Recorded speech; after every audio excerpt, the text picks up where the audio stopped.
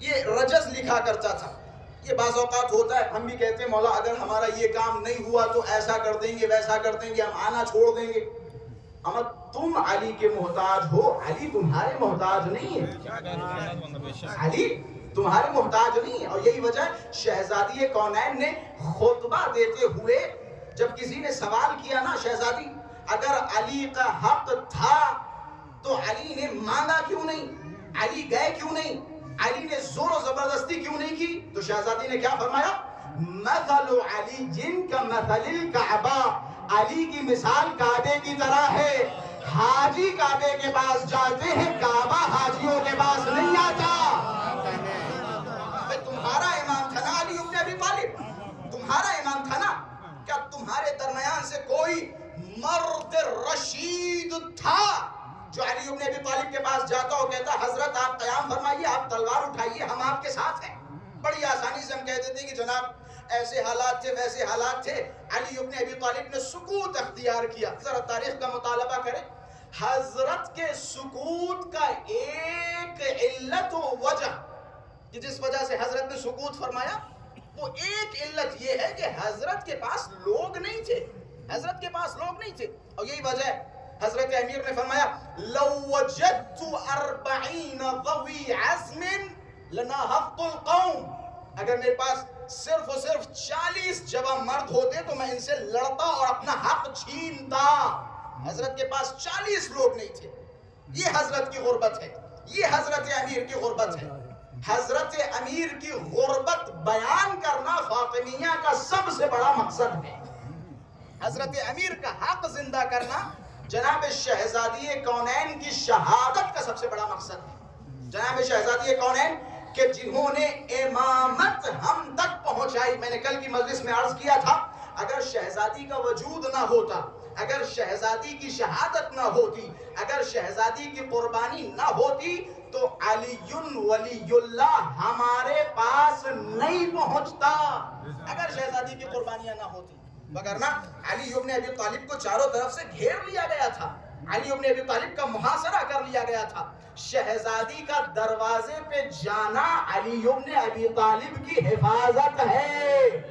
دروازے پہ جانا ایسے ہی نہیں, یہ خام خیالی باتیں نہیں ہے کہ جناب صدیقہ سلام اللہ علیہا رسالت و امامت کی محافظہ ہے.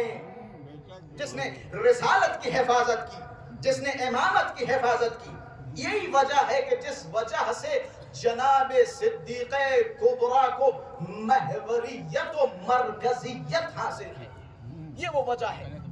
مرکزیت و محوریت جناب صدیقہ کو اگر حاصل ہے تو اس کی اصل وجہ یہ ہے. وگرنہ اگر کسی نبی کے بدن میں ضعف ہو, احساس کمزوری ہو, تو ہاتھوں کو جوڑیں گے اور کہیں گے یا نبی اللہ اگر بدن میں ضعف ہے, کمزوری ہے تو کسی طبیب کے پاس جائیے. جناب صدیقہ کی چادر میں آنے کی کیا ضرورت؟ بھائی پتہ چلتا ہے یہ صرف کپڑے کا ٹکڑا نہیں ہے بلکہ رسالت و امامت کی پناہ گاہ ہے. انی اجد فی بدنی ضعفا, میں اپنے بدن میں ضعف محسوس کر رہا ہوں. رسول اعظم جناب صدیقہ کے پاس پہنچ رہے ہیں کہ میں اپنے بدن میں ضعف محسوس کر رہا ہوں. جناب صدیقہ نے چادر پھیلائی, بابا چادر میں آئیے. اگر ضعف دور کرنا ہو رسالت و امامت کو تو چادر فاطمہ میں آنا پڑتا ہے. یہ عظمت ہے جناب صدیقہ کی, یہ محوریت ہے جناب صدیقہ کی, جناب صدیقہ کی سیادت, جناب صدیقہ کی محوریت. یہی وجہ ہے آپ نے بھی ماشاءاللہ سے بچپن سے سنا ہے سید کسے کہتے ہیں, سید کسے کہتے ہیں. ہمارے اکثر علماء کا اتفاق ہے کہ سید اسے کہا جاتا ہے کہ جس کا حسب و نسب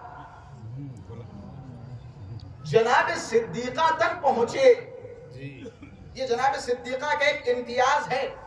سید اسے کہا جاتا ہے کہ جس کا حسب و نسب جناب صدیقہ تک پہنچے. علامہ نبی حسن زیدی صاحب اللہ مقامہ خدا رحمت فرمائے, بڑا اچھا جملہ فرمایا کرتے تھے کہ جناب صدیقہ کی ذات محوریت اور مرکزیت کی حامل ہے. کیسے کہ اس چادر میں جہاں جناب صدیقہ نے بچھائی اور معصومین تشریف لائے, اس چادر کا کمال یہ ہے کہ اس میں جو آیا وہ سید ہے، جو آیا وہ سید ہے۔ یہ سیادت جناب صدیقہ کی عظمت ہے کہ اس چادر میں جو آیا وہ سید ہے۔ نبی آئے تو سید المرسلین، علی آئے تو سید الاوصیاء، فاطمہ آئی تو سیدۃ النساء العالمین، بھئی تو جوان آئے تو سیدہ شباب اہل الجنہ۔ بھئی حق تو یہ ہے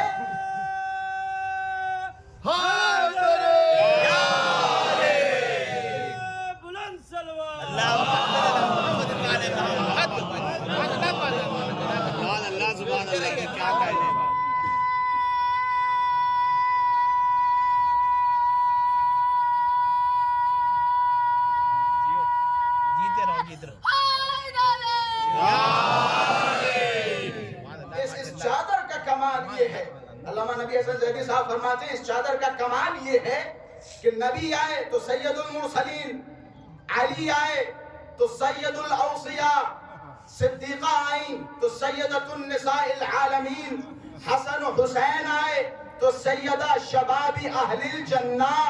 حل تو یہ ہے کہ جب جبرائیل آئے تو سید الملائکہ،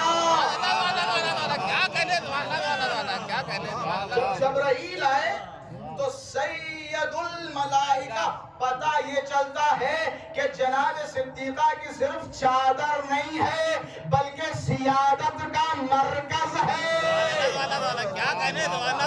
سیادت کا مرکز ہے جناب صدیقہ کے ساتھ۔ اہل بیت اطہار نے بعض معارف اور بعض فضائل جناب صدیقہ کبریٰ اتنے دبے الفاظ میں فرمائے، یقین کریں جنہیں بتاتے ہوئے اور بیان کرتے ہوئے میری روح کانپتی ہے، گھبراتا ہوں کہاں اور کیسے کہیں غلطی نہ ہو جائے۔ جناب صدیقہ سلام اللہ علیہا کے عجیب و غریب فضائل بیان کیے۔ بعض مطالب ایسے ہیں ہاتھوں کو جوڑ کے مولا کی خدمت میں عرض کرتا ہوں، مولا یہ مطالب اور یہ فضائل آپ کے دہن مبارک سے جاری ہوئے، ہمارا کام ہے صرف بیان کرنا، وگرنہ ہماری حیثیت نہیں جو ہم ان فضائل کو درک کر سکیں۔ جناب صدیقہ سلام اللہ علیہ۔ اچھا جب یہ بات آتی ہے تو وہ سورہ یاد آ جاتا ہے، بسم اللہ الرحمن الرحیم، انا انزلناہ فی لیلۃ القدر وما ادراک ما لیلۃ القدر۔ حضرت امام فرماتے ہیں لیلۃ القدر ہی فاطمہ، لیلۃ القدر کہ جسے درک کرنا محال ہے وہ کوئی اور نہیں بلکہ ہماری جدہ فاطمہ کی ذات ہے۔ ایک جملہ کہنا کافی ہوگا، آپ جناب صدیقہ کو سمجھنے کی کوشش کر رہے ہیں، آپ جناب صدیقہ کے فضائل کو درک کرنے کی کوشش کر رہے ہیں، بس ایک جملہ کافی۔